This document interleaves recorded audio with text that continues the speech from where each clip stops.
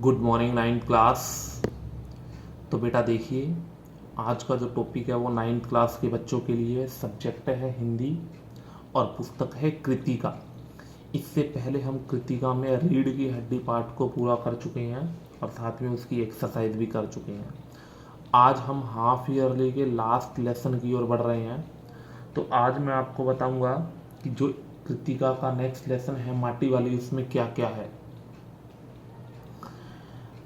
तो देखिए, इसकी सिर्फ मैं पाठ का सार बता रहा हूँ कि पाठ में क्या है, और इसको बहुत ज़्यादा डीपली पढ़ने के लिए आप एनसीईआरटी की बुक का यूज़ कर सकते हो।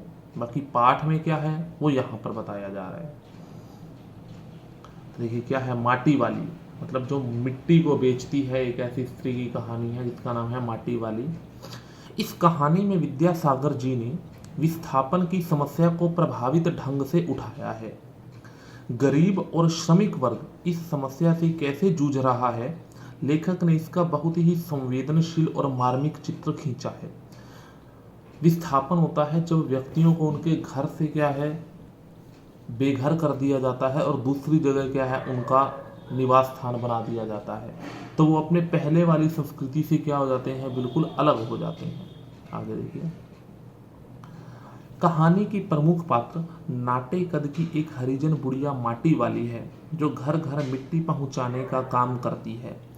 टिहरी शहर में शायद ही ऐसा घर होगा, एक शहर है जिसका नाम टिहरी है, जिसे वह जानती नहीं होगी, जानती न हो। घर घर में लाल मिट्टी देते रहने के उस काम को करने वाली वह अकेली थी। उसका कोई प्रतिद्वंद्वी नहीं था, मतलब वो मिट्टी बेचती थी, अकेली ही थी, उसके साथ और कोई नहीं था। उसके बगैर तो लगता था टिहरी शहर के घरों में चूल्हा जलना मुश्किल हो जाएगा। उसकी लाई मिट्टी वहां निवासियों के बहुत काम आती थी। जैसे वे उस मिट्टी से रसोई और भोजन कर लेने के बाद चूल्हे चौके की लिपाई करते थे। साल 2 साल में मकान के कमरों दीवारों की गोबरी लिपाई करने के लिए भी उन्हें लाल मिट्टी की जरूरत पड़ती थी, और जो लाल मिट्टी कौन लाती थी, माटी वाली ही लाती थी। आगे देखो फिर, शहरवासी माटी वाली को नहीं, उसकी कंटर को भी अच्छी तरह पहचानते थे।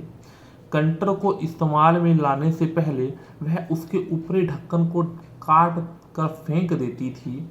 इससे उसे मिट्टी भरने और खाली करने में आसानी रहती थी। रद्दी कपड़े को मोड़कर बनाए गए एक गोल डिल्ले पर लाल चिकनी मिट्टी से भरा कंसर हमेशा दिखाई पड़ता था, जिससे वह मिट्टी घरों तक पहुंचाती थी। यही इसके जीविका उपार्जन का साधन था। उसका पूरा समय माटा खान से मिट्टी लाने और घरों तक मिट्टी पहुंचाने में ही बीत जाया करता था। शहर की मिट्टी रेतीली होने के कारण उसकी लाई लाल मिट्टी की बहुत पूछ रहती थी।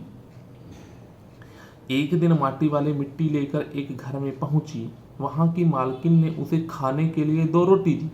जब मालकिन चाय लेने अंदर गई तब माटी वाली ने झट से एक रोटी अपने डिल्ले में छिपा ली। डिल्ले होते हैं कि कई बार क्या होता है कि हम सिर पे कोई चीज़ें उठाते हैं, उठाने के लिए कपड़े से गोल गोल बनाते हैं ताकि हमारे सिर पर क्या है किसी तरह से उठाई गई चीज़ का ज़्यादा बोझ ना पड़े, तो उसे डिल्ला कहते हैं। जब मालकिन चाय लेने अंदर गई तब माटी वाली ने झट से एक रोटी अपने डिल्ले में छिपा ली और दूसरी रोटी चाय के साथ निगल ली। मालकिन ने उसे पीतल के गिलास में चाय दी थी। पुरानी चीज़ों को संभाल कर रखने की आदत की प्रशंसा करते हुए बुढ़िया कहती है कि आजकल ये चीज़ें देखने को भी नहीं मिलती। मालकिन पुरानी चीज़ों के प्रति अपना लगाव प्रकट करते हुए कहती है कि इनमें हमारे पूर्वजों की मेहनत की कमाई छिपी है। पता नहीं उन्होंने कैसे पेट काट काट कर ये चीज़ें जोड़ी हैं। अन्य घर से भी उसे रोटी मिल जाने से उसके शाम के भोजन का प्रबंध हो जाता है। आगे देखो फिर, शाम को घर लौटते हुए माटी वाली को रात हो जाती थी। घर में उसका बीमार पति था। इसी वजह से मन ही मन हिसाब लगाते हुए वह सोचती थी कि आज वह बुड्ढे को खाली रोटियां नहीं देगी, वह बीमार है और भूखा भी होगा। आज की आमदनी से वह प्याज खरीदकर उसकी सब्जी बनाएगी और मिली हुई 3 रोटियों में से 1.5 रोटी सब्जी के साथ परोसकर उसे आश्चर्यचकित कर देगी। क्योंकि बीमार होने के कारण इससे ज़्यादा वह खा नहीं सकता। शेष रोटियों से अपना काम चला लेगी, लेकिन घर पहुंचने पर उसके पैरों की आहट सुनकर बुढ़ा न तो चौंका था इस बार और न ही उसने नजरें घुमाई थी।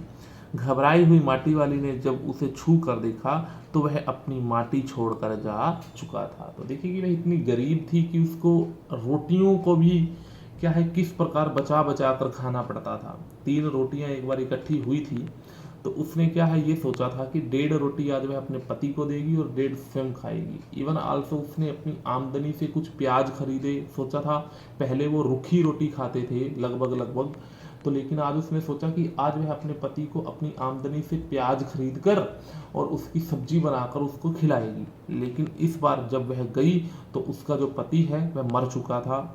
आगे देखिए, उसके पास न ही अपना कोई खेत था न ही जमीन का टुकड़ा। उसकी झोपड़ी भी ठाकुर की जमीन पर खड़ी थी, जिस पर रहने के बदले उसके घर पर कई तरह की बेगार उसे करनी पड़ती थी, मतलब काम करना पड़ता था। टिहरी शहर में बांध बनने का कार्य चल रहा था। टिहरी बांध पुनर्वास के साहब उसके घर का प्रमाण पत्र मांगते हैं, लेकिन वह कहती है कि उसका पूरा जीवन माटा खान में काम करते हुए बीत गया। बुढ़िया साहब से पूछती है कि बांध बन जाने पर वह कहाँ जाएगी। तो देखिए कि क्या होता है कि टिहरी में बांध बन रहा था, तो जिसके कारण उसकी झोपड़ी को या वहां पर रहने वाले लोगों को वहां से हटाया जा रहा था, उनके बदले दूसरा घर दिया जा रहा था। लेकिन माटी वाली के पास क्या है कि अपने पुराने घर के कोई कागज नहीं थे। जब उससे क्या है अधिकारी कागज मांगता है ताकि वह कागज उसका ले सके और दूसरी जगह उसको घर दिला सके, तो उस बूढ़ी के पास कोई क्या नहीं होता, कागज नहीं होता। तो इसलिए वह कहती है कि अब मैं जाऊंगी कहाँ। कि टिहरी बांध पुनर्वास के साहब उसके घर का प्रमाण पत्र मांगते हैं, लेकिन वह कहती है कि उसका पूरा जीवन माटा खान में काम करते हुए बीत गया था। बुढ़िया साहब से पूछती है कि बांध बन जाने पर वह कहाँ जाएगी और क्या खाएगी, लेकिन उस अधिकारी के पास उसके प्रश्न का कोई जवाब नहीं होता। टिहरी बांध की 2 सुरंगें बंद हो जाने पर शहर में पानी भर जाता है और लोग अपना घर छोड़कर भागने लगते हैं। यहाँ तक कि शमशान भी डूब जाता है। माटी वाली अपनी झोपड़ी के बाहर बैठी है और हर आने जाने वाले के से एक ही बात कह रही है कि गरीब आदमी का शमशान नहीं उजड़ना चाहिए। यहाँ पर कहने का मतलब ये है कि व्यक्ति क्या है, जीते जी उसे कुछ प्राप्त हो ना हो, लेकिन अंतिम समय में उसको क्या है कफन और इतनी भूमि जरूर मिलनी चाहिए जहाँ पर उसको जला सके। लेकिन उसको इतनी भूमि भी नहीं मिली थी, क्योंकि उसके गाँव में पूरा क्या भर गया था, पानी भर गया था। ये था लेसन का पाठ का सार हमारा। इस लेसन को आप अच्छी तरह रीड करोगे, इसकी एक्सरसाइज रीड करोगे। आज के लिए इतना काफ़ी है। Thank you.